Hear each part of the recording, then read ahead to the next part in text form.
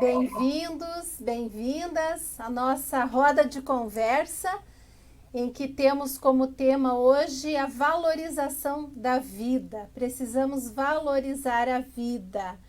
E nesse bate-papo sobre saúde mental, depressão, ansiedade, possibilidades para superar esses desafios. Então, nós temos aqui hoje como convidados a Maureen Reis, que é psicóloga e coordenadora, secretária-geral do Instituto Afro-Brasil do Paraná. Então, é uma alegria, Maureen, ter você conosco. Também temos aqui como convidado nosso amigo também Marcos Regazzo, psicólogo e coordenador regional da Pastoral da Juventude. Então, são profissionais da área, são psicólogos ambos. E aí eu gostaria já de acolher a cada um e cada uma de vocês que estão chegando para a nossa live, para a nossa roda de conversa sobre a valorização da vida, um tema bastante delicado, mas muito importante para cada um de nós que temos como valorizar, né, nesse sentido, né, e prezamos muito por isso, nessa questão da valorização da vida. Para a gente já iniciar, a gente ouve muitas coisas, né, quando se trata da questão da saúde mental. A gente percebe que ainda existe muito preconceito em se falar sobre esse assunto, né? Quando nós falamos da saúde do corpo, eu tô com uma dor de estômago, tô com um problema no joelho, vou procurar um ortopedista, tô com qualquer outro tipo de problema de saúde física, nós temos facilidade em falar. Quando nós falamos em saúde mental, parece-me que a gente percebe ainda um grande preconceito, talvez falta de informação para que a gente possa conversar sobre. Então, hoje a gente quer ter esse espaço aberto e já convidamos a você que está nos acompanhando para que a gente possa ter essa roda de conversa de uma forma muito franca, muito séria, porque é algo que diz respeito à vida, então nós queremos e levamos com muita seriedade. Então, desde já, Maureen, seja muito bem-vinda e já passo a palavra para você. Boa noite a todos, a todas, a todes, né?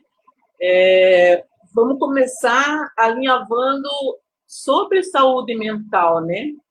Tentar falar um pouco o que é marcado no Setembro Amarelo. Ele vem com essa marcação, né? Para lembrar, nós estamos em outubro, daí vão dizer, nós estamos em outubro, mas a marcação da data para prevenção ao suicídio, né? É setembro, mas não quer dizer que nós não possamos falar nos outros meses do ano, né? Como o outubro rosa, né? Não necessariamente todos vão conseguir fazer suas mamografias no outubro. Então, a gente segue, não podemos esquecer. Então, para a gente ter uma ideia, assim, a história do Setembro Amarelo começa lá nos Estados Unidos, nos anos em 94, quando Mike Emes, um menino de 17 anos, um menino muito carinhoso, muito atencioso, e tinha muita habilidade manual com mecânica, e ele restaura e pinta um Mustang 68 de amarelo. Não demora muito, ele chega a finalizar esse Mustang na cor amarela, ele vem a se matar, vem a desfazer da própria vida. E os seus amigos no velório, né, distribuem laços de fita amarelo para as pessoas, e daí fica marcado, porque as pessoas não, somente os familiares não entendiam, porque não havia, digamos, não perceberam os sinais, né? Os sinais, eles são sempre demonstrados, né?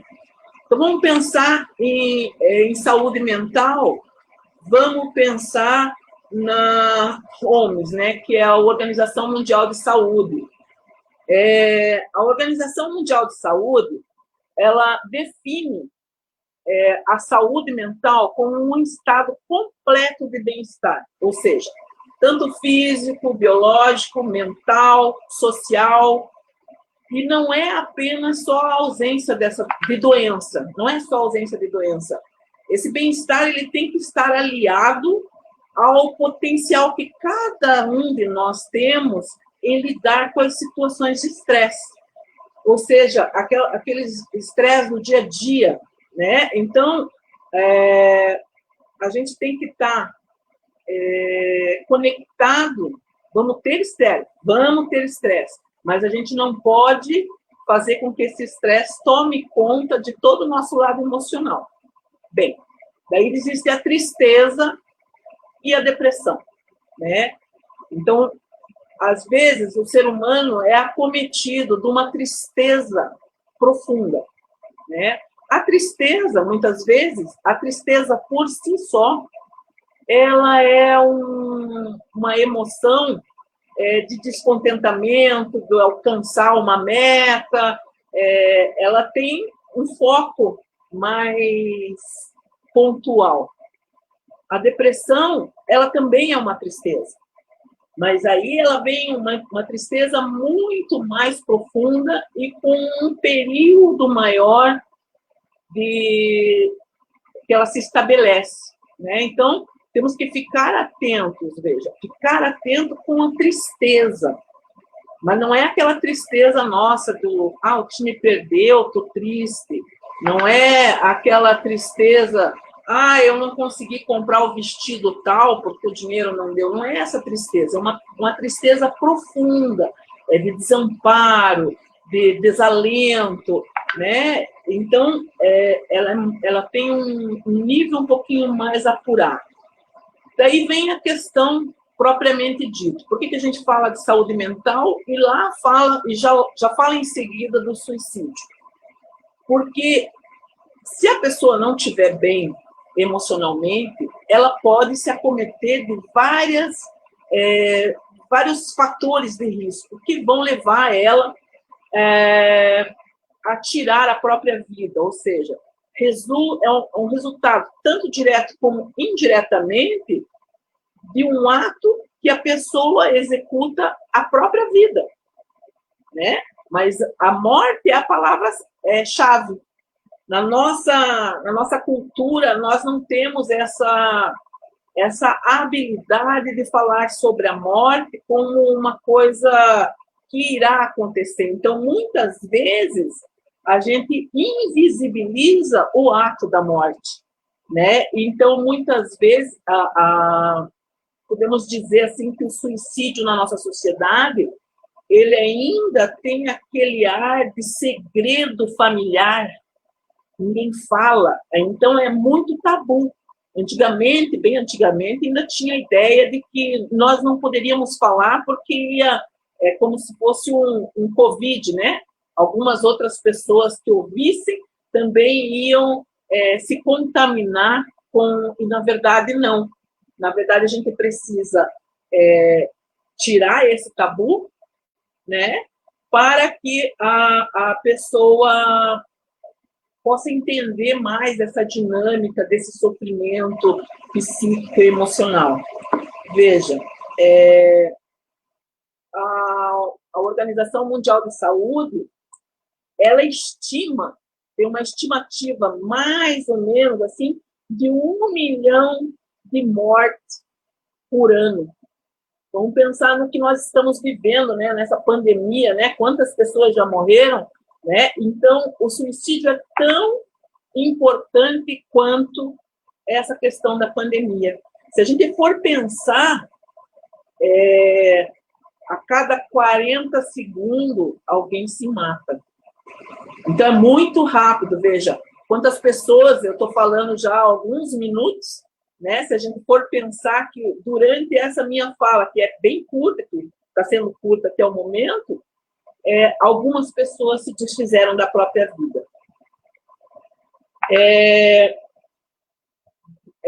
De morte no mundo, o suicídio é a 10º tipo de morte no mundo.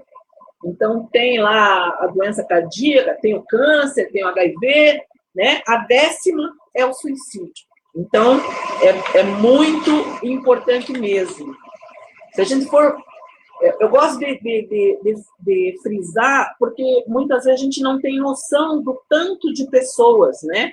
Quando a gente fala assim, uma pessoa morre, a gente acha pouco, mas essa pessoa, quando morre, ela tem um pai, ou ela tem uma mãe, ela tem um tio, ela tem uma tia, ela tem um amigo, ela tem um vizinho. Então, não morre só ela, né? O entorno dela também sofre. Então, a Organização Mundial de Saúde fala que 3.000 pessoas cometem suicídio no mundo,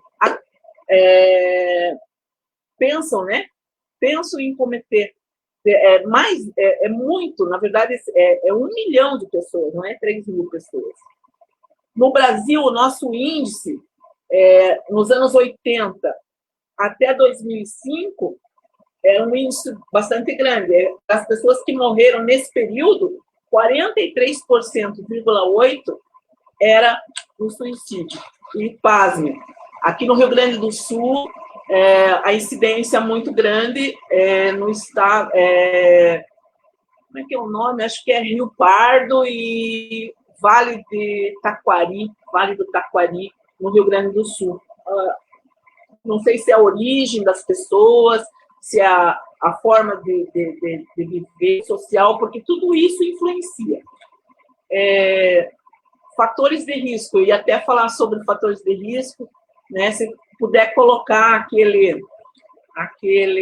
aquela foto para mim, o fator de risco.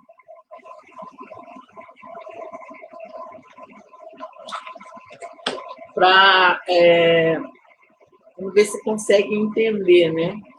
Então, não é só assim, a pessoa pensou em se matar, vai lá e se mata, né?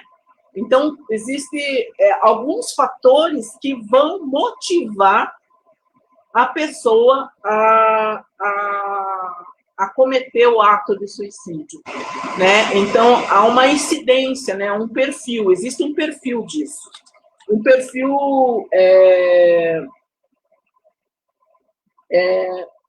pode ser, a grande maioria que comete é do sexo masculino, está em torno de 15 a 35 anos de idade e também acima dos 75 anos. A questão econômica de extrema pobreza também é um fator importante, sociodemográfico, né, podemos dizer assim. Essa faixa etária dos 15 aos 35 anos pega bem o adolescente e o jovem, né, o homem jovem, mas também, depois dos 75 anos, também tem uma incidência grande, aí sobe a curva novamente, né?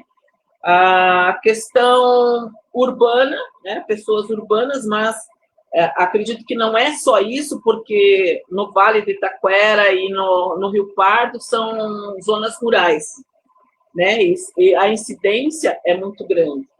Então, a gente está falando assim que existem os fatores de risco, mas não quer dizer que por conta da pessoa não estar naquele fator, ela não possa também tirar sua própria vida. A gente tem que ficar bem atento nisso.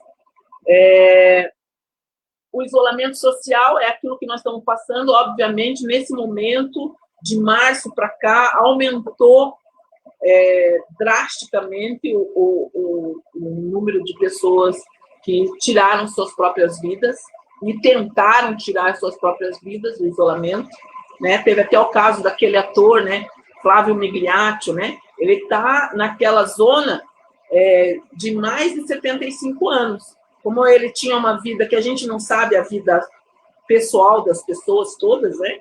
Possivelmente os filhos já estavam mais velhos, os netos também já são adultos, né? Então não tem aquele tempo de dedicar àquela pessoa idosa, e às vezes aquele próprio idoso já se acostumou a ter a vida mais, ter a autonomia e também não quer, como é que eles dizem, né? Eu não quero atrapalhar, né? Eu não quero atrapalhar, e muitas vezes essa solidão ela vai minando ali uma depressão já pré-existente. Pessoas solteiras, né? Não quer dizer que os casados também não se matem, mas as pessoas solteiras têm uma incidência maior os migrantes, as pessoas que deixam seus países, né? E tentam a vida nos outros países também têm essa prevalência, né? Outro fator assim que eu acho importante citar são os fatores de risco das condições mentais de cada um, ou seja, os transtornos mentais, né? Então temos que ficar atento aos transtornos de humor. Exemplo, depressão, bipolaridade, outros transtornos como o transtorno decorrente do uso e do abuso do álcool e as outras drogas, né? As drogas psicoativas, e substância psicoativa não necessariamente precisa ser cocaína, maconha, às vezes é uma medicação que você toma e faz o uso cruzado com o álcool, né? E isso também vai potencializar aí a droga ingerida e potencializar o álcool. Num período aí de 6 meses, 1 ano, 2 anos, se a incidência for constante, né? Se você tomar, beber constantemente, de uma forma que prejudique o teu dia a dia, você com certeza vai entrar em estado de depressão. Por quê? Porque o álcool vai atuar no sistema nervoso central bem nesse local, né? E a função dele no sistema nervoso é deprimir. Ah, mas a gente bebe e dá umas risadas. Ah, sim, não tenho dúvida, né? Mas tem fases, né? Quem faz o uso da bebida tem fases. Então, essa fase do rir, do se divertir, é quando ele é moderado.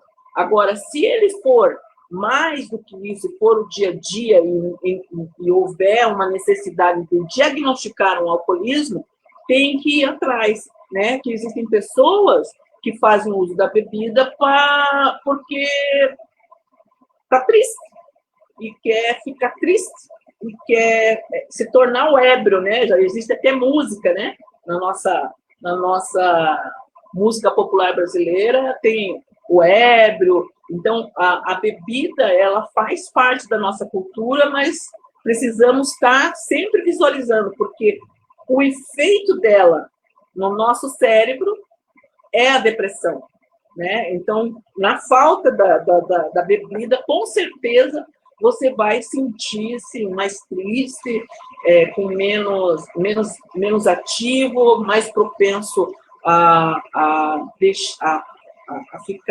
não fazer mais as coisas que você gosta, né? Às vezes pode acarretar numa falta de serviço, né? E daí vai prejudicando, então até você ter alguns prejuízos aí. Enfim, existem também os transtornos de personalidade, os transtornos de esquizofrenia, né? A ansiedade. E essa associação, o que mais me preocupa e que eu gostaria mais de pontuar, é essa associação, sim, do alcoolismo, né, do uso nocivo do álcool com a depressão, certo? Outro fator de risco, que depois o Dr. Marcos vai falar, o Marco Regaço, é a questão da orientação sexual, né? A orientação sexual também, ela pode se tornar um fator de risco. Ela não é um fator de risco, tá? Ela não é um fator de risco, mas dependendo de como a sociedade trata, né, pode ser sim. Perdas recentes, quando a gente perde um pai, uma mãe, um filho, né? Então isso vai dar uma pontuação para nós nos deprimirmos, para nós ficarmos mais tristes.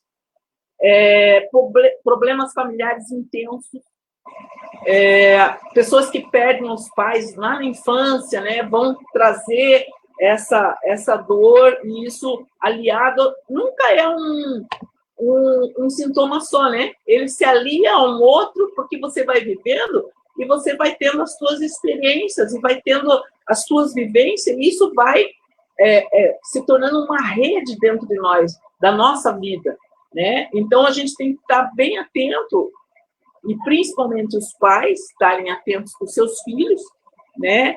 Porque o comportamento também se modifica, né? Obviamente que tem coisas que são óbvias, que a gente fica triste e entra em depressão, como doenças orgânicas, incapacitantes, dor crônica. Tem pessoas que têm dor crônica, e para parar essa dor crônica, acaba vindo a se desfazer da própria vida. Trauma medular, lesões que desfiguram, câncer, AIDS, né? As doenças terminais também, as pessoas podem entrar num risco, uma vez que já vai morrer mesmo, vai lá e abrevia, né? E essa abreviação se chama suicídio também. Então, se a gente for condensar esses fatores de risco, a história de tentativa, a gente tem que ficar atento a esse histórico de tentativas, mais os transtornos mentais, né? A depressão, a ansiedade, a esquizofrenia, a bipolaridade, o uso de droga, né? Que seria o álcool, que é a droga mais consumida, certo? E diferente do que a gente pensa, não é a maconha a porta de entrada, mas sim o álcool, né? Mas a impulsividade que a pessoa tenha na sua característica de personalidade, né? Obviamente, né, eu preciso fazer um recorte, vou fazer um recorte rápido de raça, né, porque os jovens adolescentes negros, eles também estão aumentou o número de suicídio nessa área também. Então, a cada 10 jovens, e a faixa etária, ela é menor do que a faixa etária dos jovens brancos, tá? Ela é de 10 anos de idade a 29 anos. Então, olha, sendo que a outra é 15 anos de idade e 35, certo? Então, de cada 10 jovens, 6 que se autodeclaram negros ou pardos cometem suicídio. Ou seja, é importante as políticas públicas, né? Por esse motivo e por outros, né? A questão da vida propriamente dita, mas uma política pública reparatória não vai ser suficiente, precisa ter mais. Em 2009, a Política Nacional de Saúde Integral da População Negra foi estabelecido, né? Nós temos mais de 5.000 municípios no Brasil. Só 57 municípios que puseram em prática, e aqui no Paraná tem alguns municípios que colocaram em prática isso, porque visando a efetivação, né, do direito à saúde dessa população, da população de negras e negros. Então, o jovem negro, ele tem 45% a mais do jovem branco de cometer o suicídio. A Universidade Federal do Paraná, ela fez ela tem um livro, né? Um livro que se chama, deixa eu ver aqui que eu anotei, Saúde Mental da População Negra. Foi um livro feito, que saiu em 2019, né? Do professor Paulo Navasconi. Tá? Ele é do NEAB, do Núcleo de Estudos da Afrodescendência da Universidade Federal. Então, fala muito sobre o sofrimento psíquico dessa população, né? Então, vamos pensar que se ele for menino negro ou menina negra, e ainda assim ele for LGBT, ele tiver nessa classificação, então a dor vai ser muito maior, né? Então, ele vai ter, além da sensação, se ele não tiver, digamos assim, se ele estiver adoecido mentalmente, né? Se ele tiver com a saúde mental em dia, nada disso vai ser problema. Mas se ele estiver adoecido mentalmente, por conta dessa estrutura social, do sexismo, do racismo, do patriarcado, do machismo, a estrutura social, né, de não aceitação da diferença, né, da diferença de cada um, vai ser mais um índice ali para o sofrimento, né? Então, as ideias de suicídio, elas não brotam na cabeça sozinha, ela vai tendo um sistema de pensamentos dentro do sujeito, da pessoa humana, que vai pegando aquela opressão social, o sentimento de inferioridade, o sentimento de incapacidade, o não pertencimento, né? E o não pertencimento é aquela questão bem perversa que a gente, enquanto pessoa negra, nós somos invisíveis. Mas os LGBT também são invisíveis, as pessoas também não querem ver.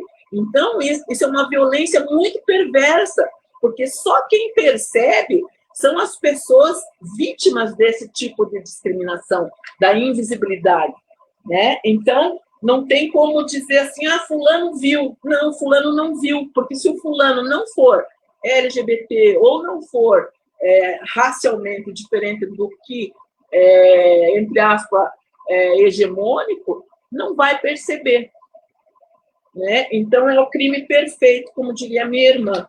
Eu tenho uma irmã que ela sempre fala isso.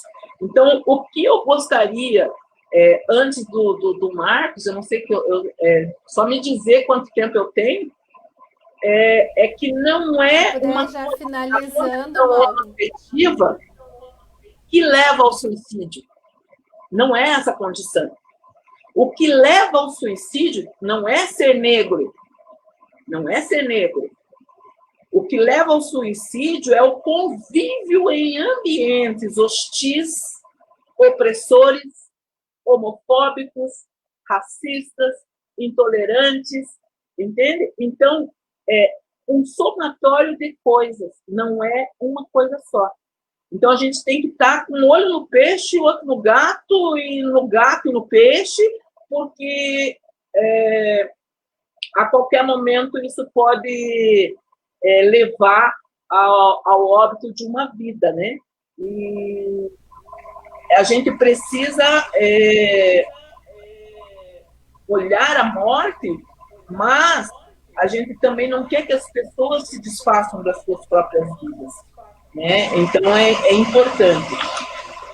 No CRP, nós temos lá... Se puder, então, ir concluindo, pode ir concluindo, daí a gente já passa para o Marcos, depois a gente retoma. Tá. Posso falar só mais um minutinho? A Roberta Bacarin, conclua, sim. É do Núcleo de Diversidade de Gênero e Sexualidade do CRP. Ela fala bem isso que eu acabei de falar, é só mais para finalizar.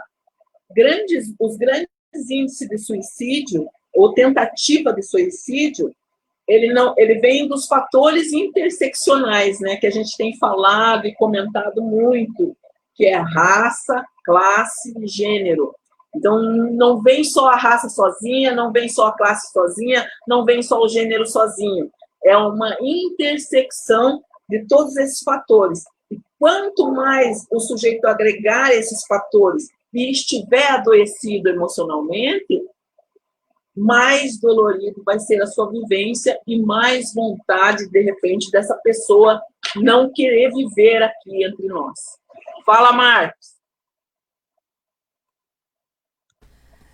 Muito bem. Por enquanto, obrigada, Maureen, por essa riquíssima contribuição e os comentários aqui que a gente já vai colhendo e percebendo dos participantes, dos nossos ouvintes, trazem muito essa questão do preconceito, dessa invisibilidade que a gente não quer ver muitas situações, né? A gente às vezes não quer se deparar com essas realidades que nos atingem grandemente, porque quando nós fazemos de conta que as coisas não acontecem, não é por isso que elas vão deixar de acontecer. infelizmente. Então, às vezes a gente não encara, essa é uma dura realidade, né? E é interessante quando você traz essa questão assim da tristeza. Eu fico triste muitas vezes. Ninguém fica feliz e alegre todos os dias. Mas como que é essa tristeza? Quanto tempo ela está durando? Então essas percepções, né, são pequenas percepções, mas que dizem respeito a muitas coisas, né? Então que a gente possa, de fato, estar muito atento no nosso dia a dia com as pessoas que convivem com a gente, conosco mesmo, né? Então, Marcos, passo para você já. Você tem todo um trabalho também com a juventude, a Pastoral da Juventude, mas não só a Pastoral da Juventude, tem todo um trabalho aí com migrantes, enfim. Fale um pouquinho para nós. Bom, eu retomo um pouquinho, né, um pouco que a Maureen falou, né, porque às vezes todos esses cenários que a Maureen nos trouxe de exclusão, de preconceito, de não entendimento, às vezes acontece dentro da nossa própria casa. Às vezes a nossa casa é esse espaço, às vezes os templos religiosos são esses espaços, então a gente tem que olhar para o contexto como um todo, né? Mas a partir dessa fala e dessas provocações, né, eu fico pensando, né, a partir do que você também trouxe agora, né, quando a gente vai falar de saúde mental e o suicídio, né, como ponto final, digamos assim, desse caminho, a gente precisa falar, né, desse bem-estar, tem que entender essa saúde mental como esse bem-estar onde a pessoa ela consegue administrar a sua própria vida. Parece que isso é fácil, mas não é fácil. Parece que é muito fácil quando você escuta alguém falar, nossa, mas isso é pouca coisa pra você estar sofrendo por causa disso. Mas somente aquela pessoa vai saber a dor que tá sendo aquilo ali, né? Às vezes parece que é drama, mas não, para aquela pessoa ela tá sofrendo muito por aquilo, por qualquer situação, né? Porque a vida dela levou ela a ter esse entendimento e tudo mais, né?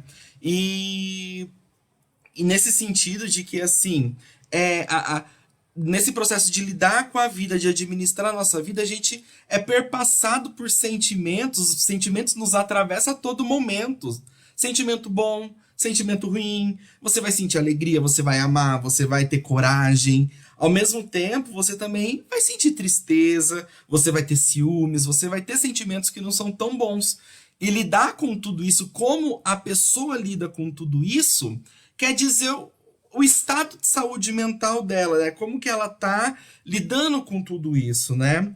E não é fácil você lidar com essa harmonização de todos esses sentimentos, de tudo isso que perpassa a nossa vida, que nos atravessa, né?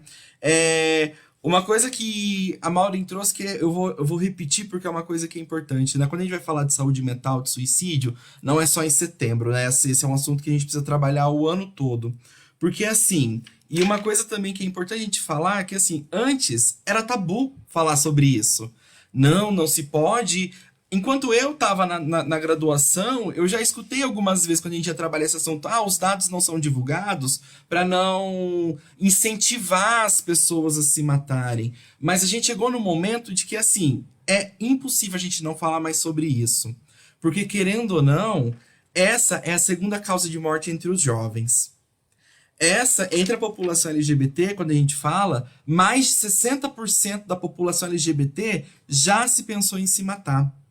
Por todo um contexto, por toda uma sociedade que não acolhe, que não é acolhedora, né? Então, quando a gente vai falar de sofrimento psíquico e tudo mais, a gente precisa entender que o sofrimento ele faz parte da vida. A gente precisa entender que isso também é normal. Que é uma questão de que, assim, é normal a gente sentir triste um dia ou outro, né? Mas e quando esse sentimento de tristeza é todo dia? Quando que esse cansaço, essa vontade da gente não levantar da cama é todo dia? Quando os jovens falam, quando essa bad que a gente está sentindo, ela é todo dia. O que a gente faz? Quando a minha vontade de desistir, o peso da minha existência, da minha vida está tão pesada, tão pesada, tão pesada, que eu penso em acabar com esse sofrimento todo dia. E são coisas que a gente precisa começar a pensar. Porque quando a gente vai falar de ansiedade, de depressão, burnout, agora por causa da pandemia, as pessoas que estão trabalhando muito mais dentro das suas casas do que fosse lá, que leva a uma exaustão extrema estando dentro de casa, lidando com as situações que acontecem dentro de casa na pandemia e também com o trabalho, né? Leva esse esgotamento extremo do trabalho, né? E quando isso chega nesse processo de a pessoa querer romper com tudo isso, o peso, o fardo, né, digamos assim, é tão grande que a pessoa quer romper com tudo isso, né? Então é nesse ponto que o suicídio acaba se tornando uma solução. Não é porque a pessoa ela quer tirar a vida, mas às vezes ela quer acabar com o sofrimento. Ela não quer assim, nossa, não é todo dia que você acorda e diz, eu já quero me matar. Não é isso. Não é uma questão que vai fazer, são vários fatores. Toda aquela tabela que a Maureen trouxe são as somas daqueles fatores, ainda mais também com a relação que a gente vive, com o que a gente está inserido na igreja, na escola, na sociedade, no trabalho, em todos os lugares que a gente está. Todas essas relações somadas vai levando situações que podem se desencadear em alguma situação de saúde mental, de doença mental mesmo, como a gente vai falar, de depressão, ansiedade e tudo mais, né? Então, nesse processo, a gente, retomando um pouquinho antes do que eu falei, né? Quando a gente tá agora, principalmente na pandemia, onde a gente está mais em casa, mais nas redes sociais, mais nas coisas assim, a gente precisa começar a entender, isso principalmente os jovens, né? De que cada dia mais a gente vive uma vida, um mundo, não é só uma vida, é um mundo como um todo, mais editado. Do quê? Porque assim, onde você sempre tá vendo as pessoas alegres, onde você sempre tá vendo aquele mundo de sorrisos, de felicidades constantes, né? Isso é constante, a gente pega a rede social, é constante a felicidade, a alegria e tudo mais, né? E as pessoas inseridas nesse contexto começam a ver também, assim, não só da felicidade, mas também dos corpos perfeitos, esse mundo perfeito, onde as pessoas têm tudo que elas querem, onde você vê tudo isso, assim, começa a gerar um conflito no sentido assim, bom, mas a minha vida ela não é tudo isso. Às vezes aquele momento que eu vou postar uma foto é um recorte de todo um ambiente, né? Que nem a gente agora nesse momento fazendo muita live, muita coisa, a gente só tem esse quadrado aqui da minha vida. Vocês estão vendo isso aqui do Marcos. E ainda estão vendo o que eu estou mostrando para vocês, né? Mas olha para você ver, como que é você lidar com isso todo dia? E como é você poder falar que você está sentindo alguma coisa? Será que a gente tem esses espaços para poder falar aqui, tipo assim, nossa, hoje eu não tô bem, olha o que aconteceu, tipo, olha a minha vida, tipo, não só a minha vida, mas olha a sociedade, olha tudo isso que a gente está vivendo. Há esses espaços de fala onde as pessoas elas vão falar e não ser julgadas, porque muitas vezes um dos fatores de depressão e desse sofrimento, quando as pessoas estão partilhando o que está fazendo ela sofrer, muitas vezes as outras pessoas que escutam estão julgando ela. Mas isso não é motivo de sofrimento. Isso pra que você tá sofrendo por causa disso? Isso é tão pouco, olha a minha vida. Daí já começa também, olha a minha vida como tá assim, assim, assim, assim. Aí já começa, daí tipo, aquela pessoa ela vai começando a ficar, vai se fechando, vai se fechando, vai se fechando, ao ponto que ela tá ali, ó, vivendo ali dentro do quarto dela. Eu tô relatando uma vida de um adolescente, praticamente. No sentido de que, assim, ele não consegue achar espaço de segurança. Às vezes a família não vai ser esse espaço de segurança, às vezes um grupo de jovens não vai ser esse espaço de segurança, a igreja, a escola. Mas quando esse jovem ele consegue romper com esse medo de poder falar, olha, as dores que eu estou sentindo, às vezes ele precisa ser bem acolhido e sem julgamento. Porque às vezes ele é só mais julgado, ele é tipo julgado por tudo aquilo que está acontecendo, né? Então, a gente precisa ter essa importância de olhar para a saúde mental, olhar para o que a gente está, como a gente se relaciona e também ter esses espaços, né? Agora fazendo um recorte um pouco mais específico de algumas situações, de algumas populações, né? Como eu falei, o suicídio, né? Esse pôr fim à própria vida, ela é o segundo fator de morte dos jovens. O primeiro fator de morte dos jovens, Isso ainda tem um recorte de raça, né? Que a gente tá, vamos pensar nesse fator, assim, desse jovem que às vezes ele vai morrer por um acidente de carro. A Maureen trouxe a questão da população negra, a gente também tem que falar que esse jovem ele é exterminado. A população, principalmente os jovens negros, quando ele supera essa questão de não ser exterminado no dia a dia dele, ele ainda tem todas essas pressões sociais que está em cima dele. Isso a gente todos fazendo os recortes, né?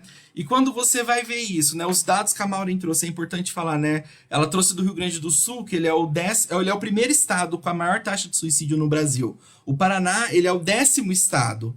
Nós somos em 20 e poucos estados, nós somos o 10º estado na taxa de morte, na taxa de suicídio. E quando você faz o recorte da população, jovem principalmente, adolescente e jovem, é uma questão muito, muito alta. E é uma coisa que às vezes nos impacta ouvir. Às vezes a gente sempre escuta. Provavelmente, todas as pessoas que estão assistindo essa live já se deparou com alguma situação de suicídio. Alguém, um vizinho, um parente, alguém muito próximo, alguém não tão próximo. Todo mundo passou por uma situação dessa, né? Mas como que a gente vai lidar com essa situação, né? Por isso é importante a gente falar sobre isso. A gente mostrar quais são os caminhos, que isso é mais pra frente que a gente vai falar sobre isso, né? Quais caminhos buscarem para você poder buscar ajuda, mas também o que não fazer nessas situações, né?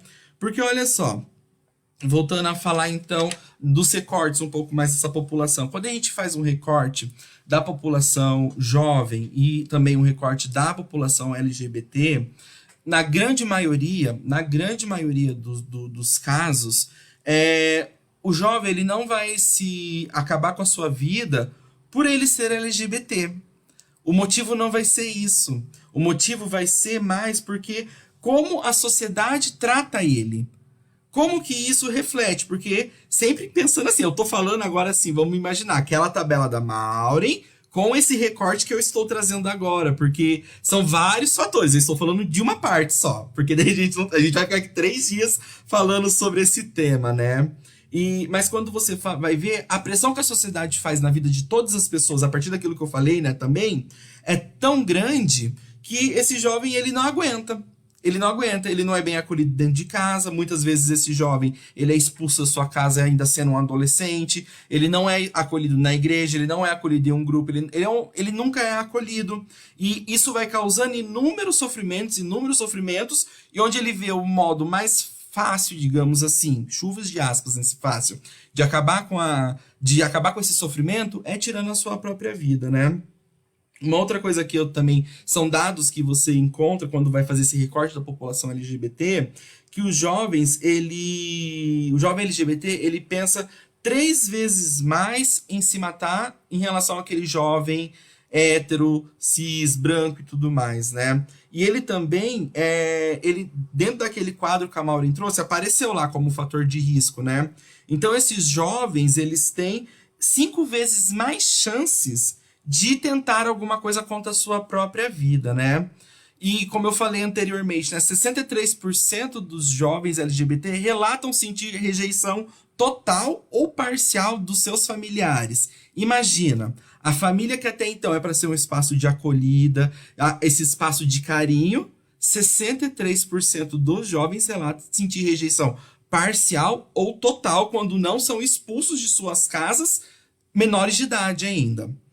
E também 60% desses jovens eles se sentem inseguros na escola, 73% já foram agredidos verbalmente e 36% já foram agredidos fisicamente. Olha para você ver como que a gente precisa questionar também, colocar a questão da saúde mental e do suicídio dentro desse âmbito maior.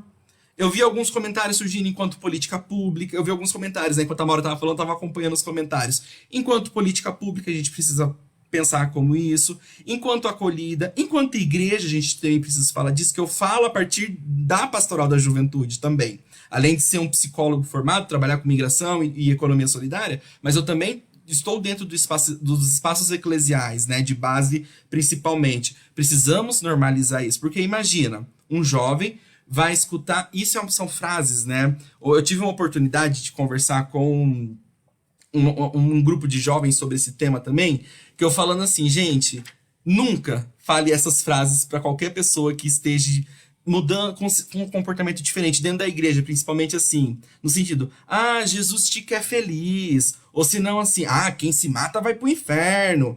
Jesus te ama, Jesus ama o pecador, mas odeia o pecado. Você não pode tomar comunhão por causa disso. A gente tem que entender muitas vezes quando a moral da sociedade, da igreja, ela também por muitas vezes pode se tornar uma causa de suicídio. Porque aquela pessoa ela já está tão sobrecarregada, e aquele espaço que é para ser de segurança acaba se tornando mais um fator para ele somar com tudo isso. Às vezes aquela gotinha d'água transborda o copo, né? Então é uma situação muito grande. A gente precisa ter essas redes de proteções, é o que a gente vai falar mais para frente. Então são situações que, assim, é extremamente importante se falar sobre isso. Quando, principalmente um adolescente, um jovem, ele está desenvolvendo alguma situação de saúde mental, de doença, depressão, ansiedade, em quase 100% dos casos, ou quando ele é vítima de uma agressão sexual e tudo mais, que isso também pode desencadear ao suicídio, ele muda o comportamento. O jovem ele vai começando a dar indícios de que alguma coisa não está bem. As nossas famílias ou as pessoas que estão ao redor desse jovem precisa estar atento a esses sinais que o jovem está dando. Às vezes esse sinal é um pedido de socorro, mas a pressão é tão grande de não mostrar que você não está bem que você não consegue pedir esse socorro. Você não consegue pedir essa ajuda.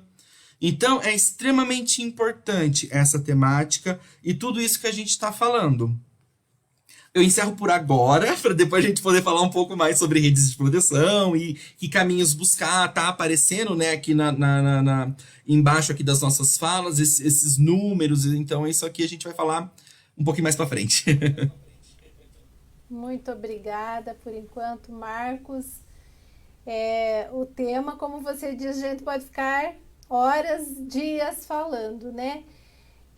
O que é interessante é, de fato, a gente falar sobre. E é muito interessante quando você traz, Marcos, também essa questão assim do como falar com as pessoas, o que não falar, são fatores importantes, porque cada um de nós já se deparou com situações, seja com pessoas da família, conhecidos, ou até alguém de nós que está aqui acompanhando, né?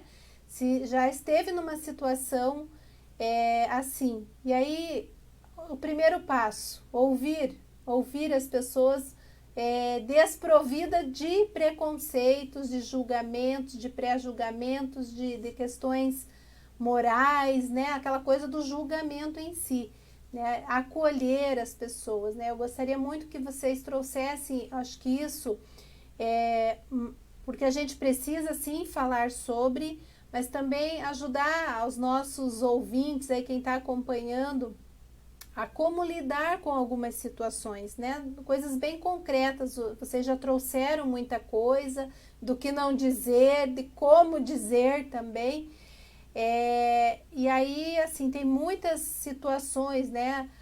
As coisas não se dão assim de um dia para o outro. As pessoas vão no seu jeito do dia a dia, ela vai se modificando, e a gente estar atento a isso, né? E com essa correria do dia a dia, muitas vezes a gente se envolve em tudo que você tem para fazer durante o dia e não percebe o que está debaixo do seu nariz, né? No seu dia a dia, do lado da tua mesa de trabalho, na escola ou dentro de casa. E aí, Marcos, você trouxe também essa questão das redes sociais, muito interessante, porque vamos pegar cada um de nós aqui como exemplo, né? Você vai postar qualquer coisa feia sobre você? Você é triste? Não, você quer postar sempre você sorrindo, né? Lá com o seu amor, enfim, você quer postar coisas boas. E aí, de repente, alguém que está numa situação de tristeza, de depressão, de ansiedade, começa a perceber algumas coisas e fala, nossa, mas a minha vida não tem nada disso, né? Começa só a olhar pelo lado negativo. E aí a importância da questão das políticas públicas. Quero frisar muito isso, porque o que acontece? Bom, quando você está doente, quando você está Ah, eu preciso de um cardiologista. Eu vou lá na unidade de saúde e vou requisitar o cardiologista. Às vezes, né, demora um pouco, mas eu tenho. O psicólogo é muito mais difícil, um psicólogo, um psiquiatra, né? Então, isso é o quê? Falta de política pública para que a gente tenha mais acesso, seja nas unidades de saúde, por que não nas escolas, né? Onde a gente percebe, ali eu vi um comentário do Valdecir e da Rafaela, que são professores também, sobre essa questão de ter um psicólogo no ambiente escolar, porque é ali que também, nesse dia a dia da escola, que também se percebe muitos sinais, né? Então, gostaria que, Maureen, comentasse um pouquinho sobre essa questão, talvez das políticas públicas, se você pudesse nos ajudar, o que você diria sobre isso?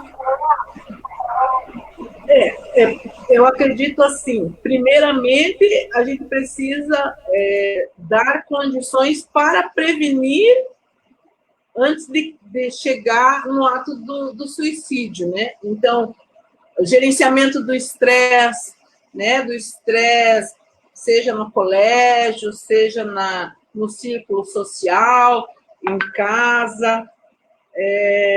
A gente não tem, culturalmente, como alguns pais, algumas mães, alguns familiares conversam com seus filhos. Então, conversar, né? Não conversar no WhatsApp, né, da família, é conversar olhando no olho, né, Marcos?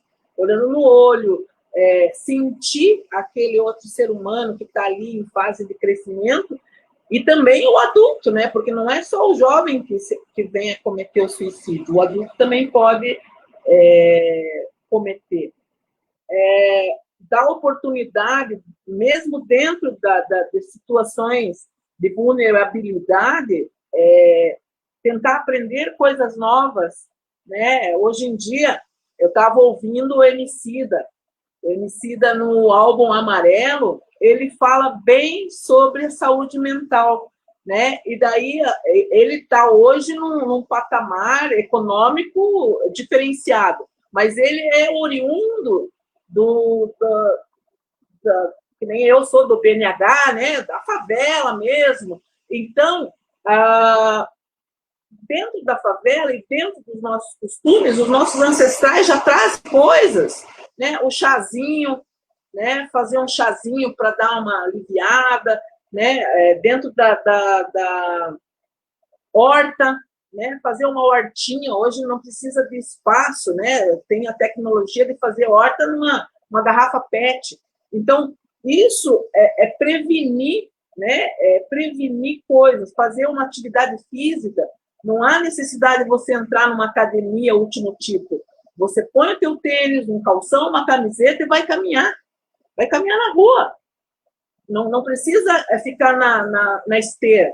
Então, tem várias coisas que a gente pode estar fazendo para prevenir o jovem, o adulto, o idoso de chegar nesse desfecho. As políticas públicas, veja, acredito que alguns temos que colocar mais em prática, né? Sair um pouco daquele lugar de eu acho. Não é achismo, é certeza. Então, precisamos de ter mais psiquiatras na saúde, nós precisamos ter mais psicólogos nas UPAs, nós precisamos ter no colégio psicólogos, assistentes sociais, uma equipe multidisciplinar. Nós precisamos, não sei se a gente vai chegar lá, né? Mas as coisas precisam ser feitas, porque a gente sabe que hoje em dia, com a situação da pandemia, nós já temos profissionais da área de psicologia que podem atender online, né? Mas nem todo mundo tem um celular que tenha a rede, que tenha uma rede boa, que um WhatsApp, entende? Então, a gente tem que ver que existem pessoas que são mais vulneráveis e a gente precisa estar alcançando elas, porque elas também sofrem, elas sofrem justamente por todas essas situações que nós já falamos, e o lado econômico, a vulnerabilidade social, ela é social, racial, de gênero, ela está na intersecção, né? Então, ela vai adoecer mais. E, então, as pessoas hoje, com o isolamento, né, como um todo, então elas estão mais doentes ainda, com menos tolerância e mais adoecidas, né? Então, é urgente, urgentíssimo que as políticas públicas adotem, né, sem preconceito, a questão da psicologia, né, da psiquiatria, tirar o tabu que psiquiatria e psicologia é para pessoa louca, ou seja, a gente estigmatiza as pessoas por conta das doenças emocionais, porque a gente acredita, porque antigamente só as pessoas que tinham dinheiro poderiam acessar esses profissionais, né? E tudo era muito escondido, né? Agora não, agora é tudo na luz, né? Das situações. As pessoas não conseguem deixar escondido as coisas, né? Então a gente vai, a luz das situações está aí. A gente está vendo as coisas do jeito que elas são, no momento em que está acontecendo. Certo? Então, hoje em dia, a gente tem que deixar um pouco dessa coisa do eu não entendo, buscar mais informação. Se eu não sei, eu posso estar indicando, né? Eu não dou conta de uma pessoa com depressão, mas eu tenho um amigo meu, psicólogo, o Marcos Regaço. Então, eu ligo para o Regaço e falo, você atende de forma social? Atendo. Então, beleza, vou te passar o contato. Hoje em dia, a gente pode usar dessa rede, né? Dessa rede para estar colocando a política que não é pública, que é nossa rede, né? Dentro dessa política pública, porque muitas vezes demora para a pessoa acessar dentro do posto de saúde o psiquiatra. Só que, puxa vida, aquela dor não vai passar em 2 meses, é muito tempo. Às vezes, 24 horas é muito tempo. Né? Às vezes, necessita de uma medicação, precisa de uma medicação para estar contendo, não posso esperar, né, a vontade passar. A gente não pode achar que a pessoa que tem uma tentativa de suicídio, ela só está meramente chamando atenção. Então, vamos prestar atenção, já que ela está chamando atenção, né? Acho que é mais ou menos isso. Marcos, entender, está mais nessa área do Marcos, aí as políticas públicas também. Que bom. Talvez também, Marcos, se você puder abordar um pouco sobre essa questão das redes sociais, e essas dicas, orientações de como a gente acolher, como quando chega uma situação dessa para nós, para qualquer um de nós, ou a gente perceba algumas situações, como que a gente pode acolher de fato, né? Porque o nosso tema hoje é valorização da vida. Eu acredito que todos e todas aqui prezem e defendam a vida, mas às vezes com alguma atitude mal pensada, alguma frase, alguma palavra não bem expressa, ela vai colocar um pouquinho mais de cal em cima da cabeça dessa pessoa que está precisando ser acolhida, né? Então, algumas orientações, claro que a gente não tem receita aqui para tudo, né? Mas algumas dicas. Antes de entrar mais nessa parte propriamente dita, eu quero complementar então o que a Maureen trouxe, né, no que diz respeito à questão de políticas públicas, né? A política pública de acolhimento, né, a pessoa em sofrimento psíquico, ela não serve somente para quem está querendo se matar, quem tem ideação suicida, né, que é essa vontade de se matar. Mas muitas vezes essa rede, a política pública, ela também é dever dela acolher aquela pessoa que convive com essas pessoas também, porque a gente entende que, por exemplo, uma mãe que vê o filho passar por isso, essa mãe, essa família, né, digamos assim, não vamos ter essa ideia de família estruturada, porque a gente sabe que não é tão bem assim, mas essa família, essas pessoas que estão junto com elas também precisam ser acolhidas. Onde elas podem buscar ajuda e como elas podem buscar ajuda, né? A gente sabe que não é perfeita, a política pública ela não é perfeita em todos os âmbitos. Por isso que a gente precisa lutar por esses espaços, né? Nas escolas e tudo mais. Mas, por exemplo, bom, se eu estou passando por essa situação, alguém muito próximo a mim está passando por essa situação, onde eu posso conseguir? Bom, geralmente, na unidade básica de saúde, no postinho de saúde, vai ter um profissional da saúde que vai estar lá para fazer esse acolhimento. A gente sabe das deficiências, que pode demorar um pouco para você ter esse atendimento, porém, as unidades básicas de saúde é uma porta de entrada. O CRAS também tem psicólogo que trabalha lá, que também vai fazer esse acolhimento. Você também pode buscar ajuda. Vamos agora fazer o recorte aqui em Curitiba. Todas as faculdades públicas e privadas que têm o curso de psicologia, elas são obrigadas por lei a ter uma clínica escola. E todas as clínicas escolas, elas têm esse atendimento social, quando não gratuito. Então, você pode procurar nas clínicas escolas, tanto das faculdades particulares como das faculdades públicas, que vai ter esse acolhimento, esse acolhimento. Primeiro é um acolhimento, para depois fazer a terapia, né? Então, nesse tempo de pandemia, provavelmente todo o CRP, toda essa questão da psicologia, ela está se reorganizando com os atendimentos virtuais. Nesse primeiro momento, então, provavelmente as escolas elas estão retomando agora a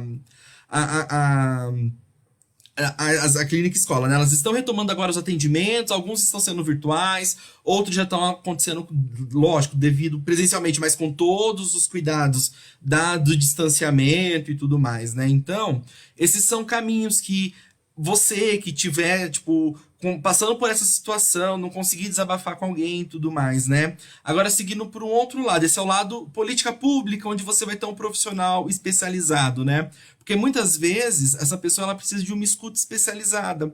O Centro de Valorização da Vida, o CVV, vira e mexe, tá passando o número aqui do onde as pessoas podem ligar, tem esses profissionais capacitados para fazer essa escuta especializada. Não é assim qualquer pessoa, às vezes, você vai escutar. Mas agora indo para esse outro caminho, né, que é o que eu quero falar também. Mas vamos supor, uma pessoa que não é psicóloga, que tipo, não sabe, se depara com essa situação de alguém desabafando, falando, então o que faz, né? Tem uma música, a gente falou um pouco de música, né? Eu lembrei, eu vou ler só um pedacinho da música da Thier, que ela fala muito bem isso, eu acho muito bonito, chama Pra Amora. O nome dessa música é que ela fala assim: eu tô aqui, pronta para escutar, seja lá o que você quiser desabafar. Só saiba que a gente vem com intuição, tem que ouvir com a voz que vem do coração. E mesmo assim tenho que avisar que a vida, às vezes, é difícil de lidar. O lado bom é que eu vou me esforçar. Farei de tudo para você ser bem e feliz. Seja o que você quiser. Respeite o que é seu. Seja você. Aí a música continua, né? Mas para você ver assim, quando alguém chega na gente querendo desabafar, no primeiro momento, escuta. E é uma escuta sem julgar. Não é aquela escuta no sentido assim, nossa, tá fazendo isso, nossa, sabe? Porque é aquilo que eu falei lá no começo. Tudo é tão perfeito fora da nossa casa, né? A grama do vizinho sempre é tão mais verde, que a gente vai se fechando no nosso mundo. Em nós, o nosso mundo, eu tô falando do nosso corpo, né? Nós. A gente vai se fechando, e a gente não consegue falar quando a gente tá bem. Às vezes a gente explode, ninguém entende por que a gente explodiu, mas ninguém vai perguntar, tá tudo bem? O que aconteceu? Às vezes vai julgar porque essa pessoa explodiu em alguma situação, mas não vai perguntar se tá tudo bem, né? Às vezes, aquele momento assim, tá tudo bem?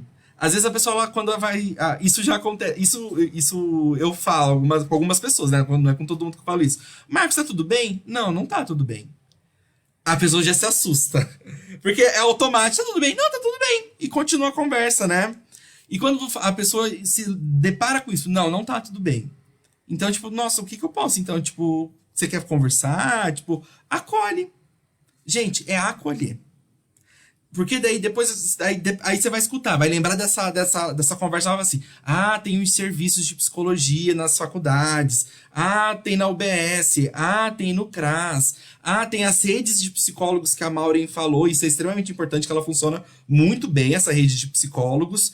Tipo, hoje eu não posso atender, mas eu posso, Maureen, você pode entender essa pessoa que ela chegou, conversou comigo e tudo mais. Então, acho que é nesse processo, né? Então, de você, assim, acolhe, mas também, depois, indica. Indica onde ela pode procurar ajuda profissional. Não precisa ser um profissional, não é aquela coisa assim, não, nem vem conversar comigo sobre isso porque eu não sou profissional. Não, se essa pessoa tem essa confiança para falar com você sobre esse assunto, acolhe. Acolhe pra gente poder... Daí você... Lógico que você não vai virar o psicólogo, o profissional, o psiquiatra, né? Não, tome esse remedinho. O máximo que você pode falar é assim, toma um sol.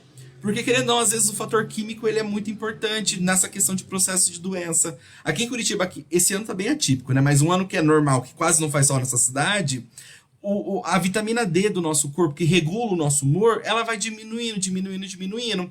Às vezes dá pra você tomar um comprimidinho de vitamina D, mas a melhor coisa é tomar sol.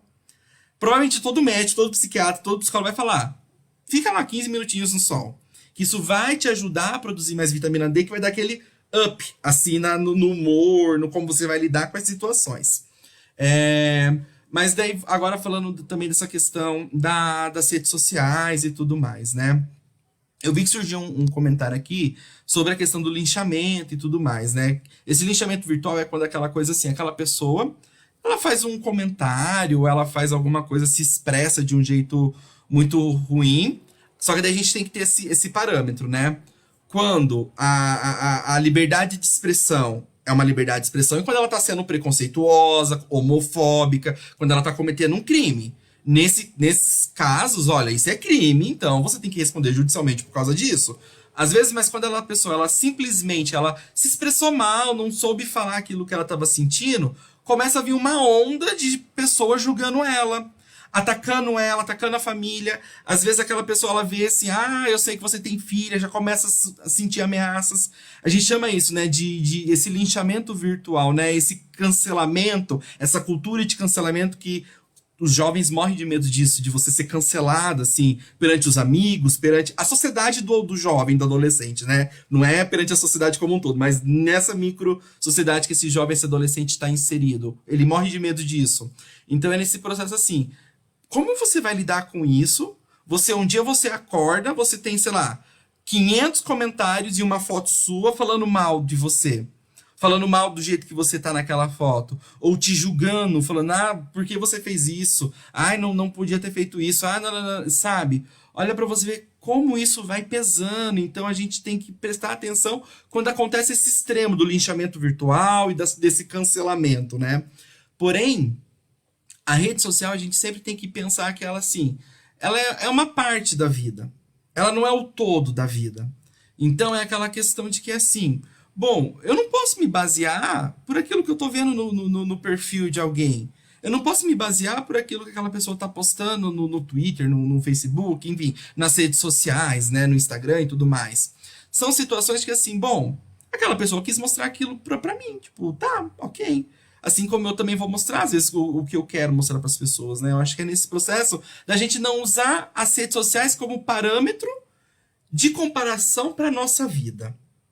A nossa vida é um pouco mais complexa do que uma simples foto. Um simples curtir, um simples não gostei, um simples compartilhei com alguém e tudo mais, né?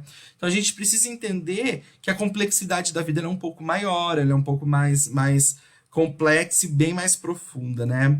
Eu vi também aqui que quando tange nessa questão da juventude LGBT e das famílias, eu vi nos comentários que o pessoal começou a falar do grupo Mami. É um grupo muito importante aqui em Curitiba. É necessário para a cidade de Curitiba esse grupo, no sentido que ele faz justamente esse acolhimento. desse jovem, dessa família como um todo, como vai lidar com essas situações, para que às vezes não chegue no extremo. Lembra lá no começo que eu falei que é um caminho? A saúde mental é o caminho, o suicídio é o ponto final desse caminho, né? Que às vezes ele pode ser só uma vírgula, às vezes ele pode ser um ponto final mesmo.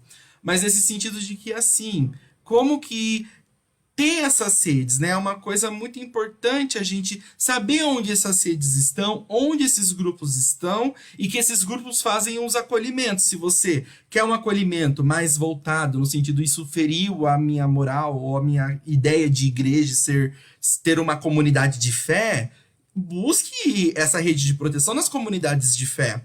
Todas as comunidades de fé vai ter essas redes de proteção. Isso independente de denominação religiosa, por isso que eu tô falando comunidades de fé, né? Todas elas vão ter essas redes de proteção. Algumas são mais tóxicas do que outras, né? A gente não pode negar que algumas elas vão estar mais julgando do que ajudando. Porém, se você, quem está escutando isso, tem uma comunidade de fé, pratica alguma religião, elas também vão ter esse acolhimento, né? Seja cristão ou não, isso não é o mérito da nossa conversa. Mas é nesse sentido, então, que a gente trabalha, assim, onde buscar e como fazer, e principalmente, eu tô falando várias vezes isso para fixar. Gente, se alguém estiver desabafando com você, acolhe sem julgar. Acolhe, às vezes você não vai saber o que você vai fazer, mas faz aquela cara que você tá entendendo, tá? Mas aquela coisa assim, mostre para ela os caminhos possíveis e acessíveis e gratuitos. Enquanto política pública, enquanto pessoas que são profissionais que também fazem esse acolhimento social, né? Então é importante a gente trabalhar com isso. Muito bem, muito bom. Nós estamos já nos dirigindo ao final da nossa roda de conversa, que está excelente, muito boas as contribuições, e o Cláudio Lopes traz aí um comentário, né? Acolhida e escuta faz a diferença sempre. Então, que fiquemos, se a gente esquecer de tudo hoje aqui que foi falado, que a gente fique com essa questão de acolher, de escutar, de ser essa acolhida, esse ombro, né? De chegar e falar, de repente você não vai ter o que dizer, mas se você escutar já tá ajudando bastante. Então, eu peço que a Maureen já faça, então, suas considerações finais e desde já agradecendo todas as pessoas que foram contribuindo ali com comentários. O Marcos e a Maureen já foi trabalhando, então a gente nem trouxe aqui falar sobre, né? Falamos ali já várias questões que estão nos comentários. E que bom que as pessoas estão interagindo muito, né? Sinal que é um tema que nos chama mesmo a atenção e nos faz refletir, nos faz pensar, porque é algo que tem atingido muito a todos nós, e algo que tem crescido muito. E quando o Marcos trouxe essa questão aí da gente tomar um solzinho, uns 15 minutos de sol, e pense hoje, né, com essa pandemia, que grande parte das pessoas estão trabalhando de casa, estão estudando em casa, então olha a dica interessante. Eu não sabia dessa informação nesse sentido do sol aí que ajuda, né, nessa potencializar o nosso humor, inclusive, né? Então, Maureen, por gentileza, faça aí sua fala final para esse dia, né? Porque quem sabe a gente não constrói outra roda de conversa para continuarmos, né? Sim.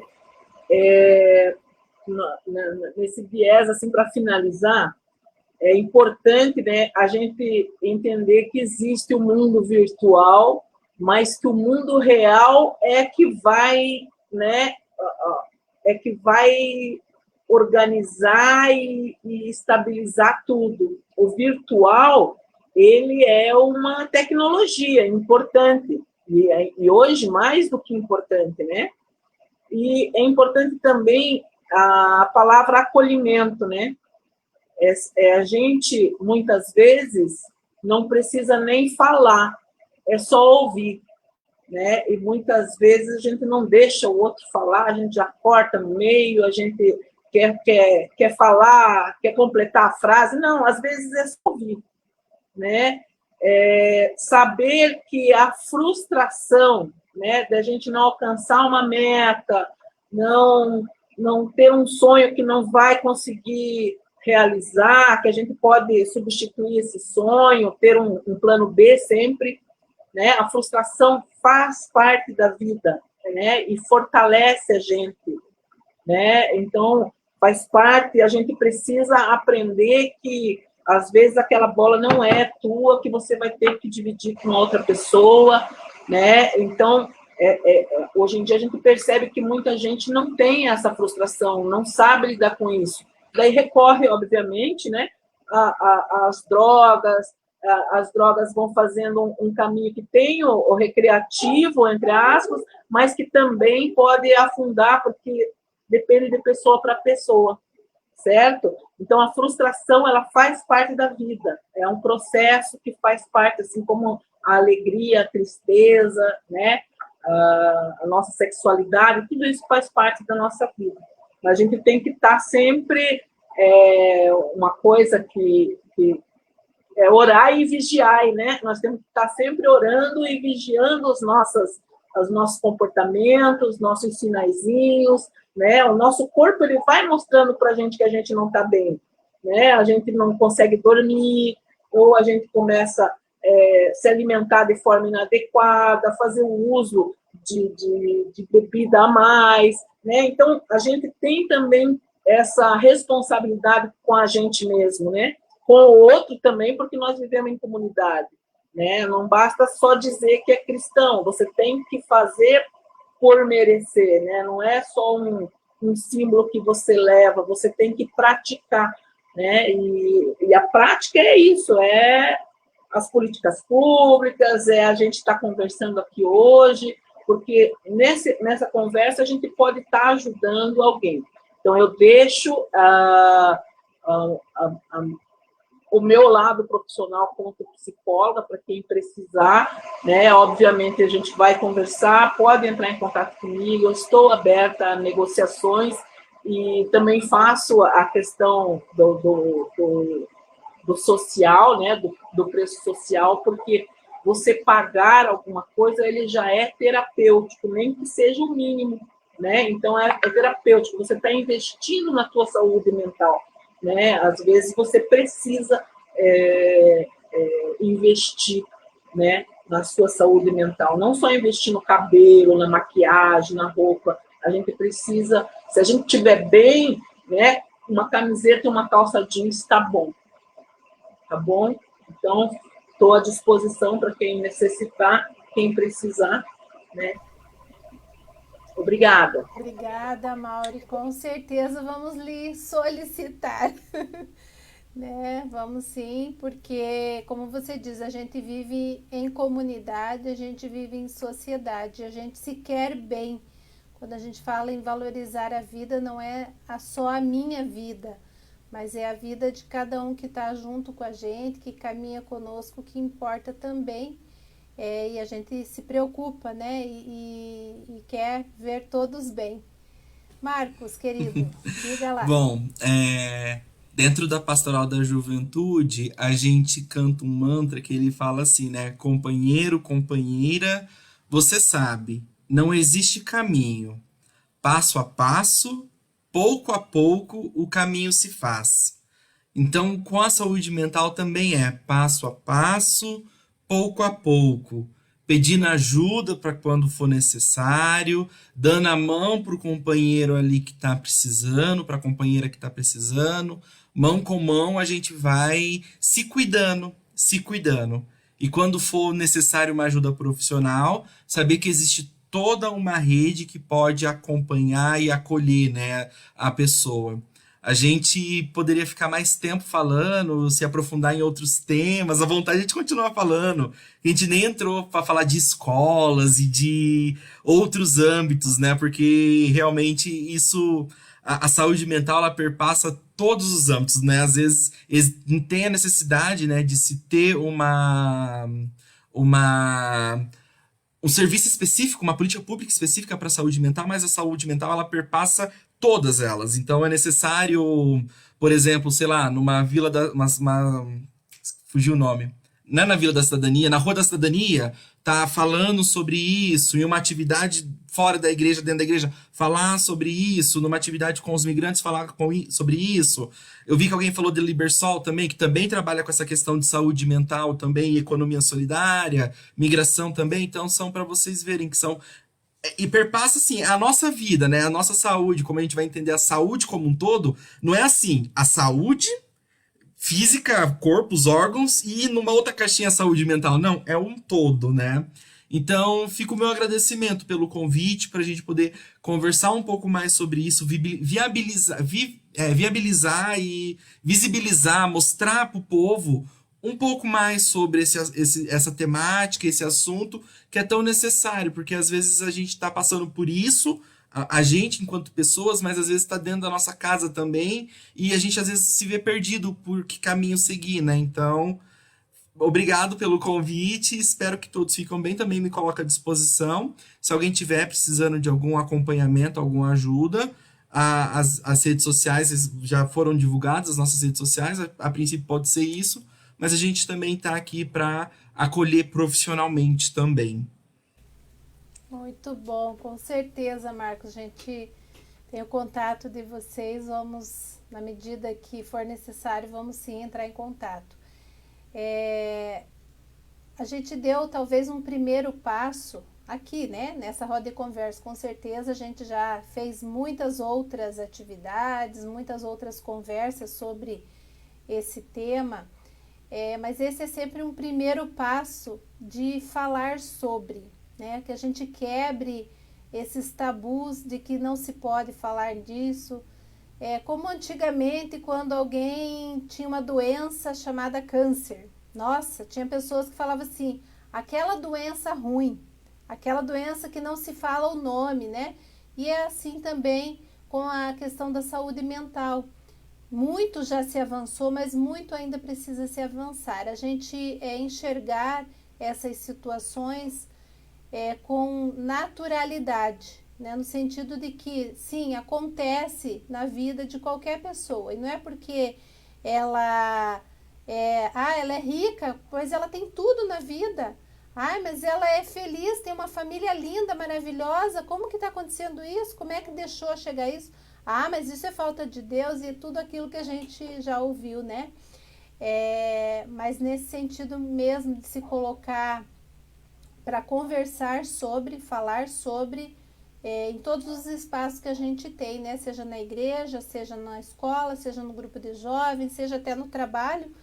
Enfim, qualquer situação a gente falar sobre, e esse processo de escuta, né? Como dizia Rubem Alves, a gente faz muito curso de oratória, né? Para todo mundo falar bem, mas a gente tem pouco curso de escutatória, né? No sentido de educar os nossos ouvidos, o nosso coração, a nossa mente, a nossa inteligência também nesse processo de escuta, mas essa escuta acolhedora, não a escuta que vai julgar, que vai colocar um monte de coisas negativas numa situação que já é difícil, né?